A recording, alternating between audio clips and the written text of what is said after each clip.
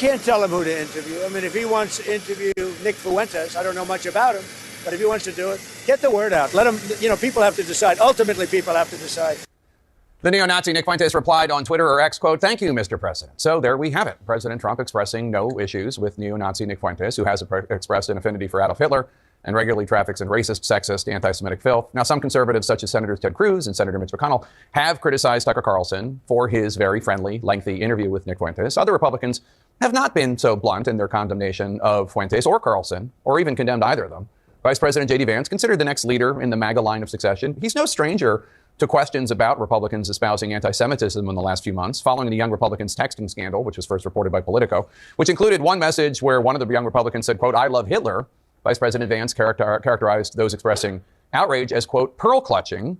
And the vice president repeatedly referred to the participants as kids, even though the ages of the people in the group range from 18 to 40. He's torching this pudgy bitch. Keep it real. This is some of the best work Jake Tapper's ever done, if I'm being honest with you. Vice President repeatedly referred to the participants as kids, even though the ages of the people in the group range from 18 to 40. Fuentes is, of course, a Nazi of a more loathsome order than those on that text chain, and he has a history of going after not just Jews, but Vice President Vance. He said a number of nasty things about his wife. Vance himself called Fuentes a total loser in the 2024 CBS interview before the election, after Fuentes attacked his wife, Usha Vance, and her Indian heritage. Here's just one of these vile moments. A quick warning to our viewers. This condemnation of Vance by Fuentes is not pleasant to listen to. Now they're all in favor of a fat race mixer who's married to a Jeet who named his son Vivek. Now, this week and last, I repeatedly asked Vance's office for any comment about this internal war about Fuentes, specifically about Tucker Carlson platforming Fuentes, and there was no response.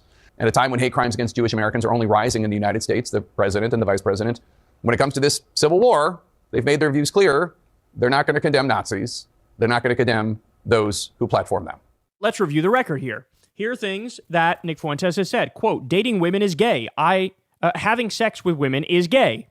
I fucking hate the poor. I love the rich. Democracy is wrong. All black people should be ashamed of crimes committed by others of their race. White people are every single bit justified in being racist. Give the death penalty to Jews, atheists, and witches." He called for, quote, "Catholic Taliban rule in America." He said, quote, "Be against women's rights. Be against them getting educated." He goes on to say ban birth control, ban contraceptives, women shouldn't be allowed in the workforce, ban them from voting, ban pornography, ban transgenderism, ban homosexuality, ban sodomy. Sodomy should be shamed and banned, he said. Quote, "Boys and girls should get married as teens." Quote, "Women shouldn't have the right to vote."